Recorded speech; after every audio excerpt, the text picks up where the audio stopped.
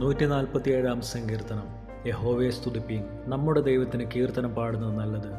അത് മനോഹരവും സ്തുതി ഉചിതവും തന്നെ. യഹോവ യെരൂശലേമിനെ പണിയുന്നു, അവൻ ഇസ്രായേലിലെ ഭ്രഷ്ടന്മാരെ കൂട്ടിച്ചേർക്കുന്നു. മനം തകർന്നവരെ അവൻ സൗഖ്യമാക്കുകയും അവരുടെ മുറിവുകളെ കെട്ടുകയും ചെയ്യുന്നു. അവൻ നക്ഷത്രങ്ങളുടെ എണ്ണം നോക്കുന്നു, അവയ്ക്കൊക്കെയും പേർ വിളിക്കുന്നു. നമ്മുടെ കർത്താവ് വലിയവനും ശക്തിയേറിയവനുമാകുന്നു. അവൻ്റെ വിവേകത്തിന് അന്തമില്ല. യഹോവ താഴ്മയുള്ളവനെ ഉയർത്തുന്നു, അവൻ ദുഷ്ടന്മാരെ നിലത്തോളം താഴ്ത്തുന്നു.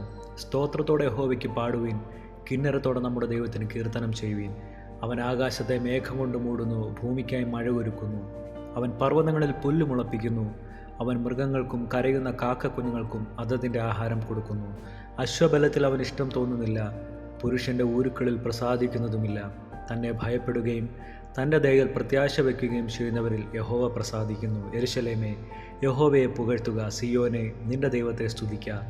അവൻ നിന്റെ വാതിലുകളുടെ ഓടാമ്പലുകൾ ഉറപ്പിച്ച് നിന്റെ അകത്ത് നിന്റെ മക്കളെ അനുഗ്രഹിച്ചിരിക്കുന്നു.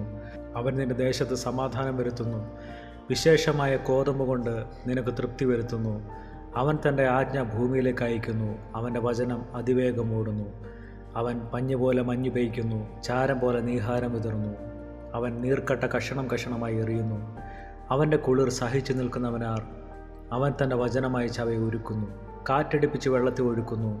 അവൻ യാക്കോബിന് തൻ്റെ വചനവും ഇസ്രായേലിന് തൻ്റെ ചട്ടങ്ങളും വിധികളും വെളിപ്പെടുത്തുന്നു. അങ്ങനെ യാതൊരു ജാതിക്കും അവൻ ചെയ്തിട്ടില്ല. അവൻ്റെ വിധികളെ അവർ അറിഞ്ഞിട്ടുമില്ല. യഹോവയെ സ്തുതിപ്പീൻ. ഈ വായിച്ച തിരുവചന ഭാഗങ്ങളാൽ ദൈവം നമ്മെ ഇവരെയും അനുഗ്രഹിക്കുമാറാകട്ടെ.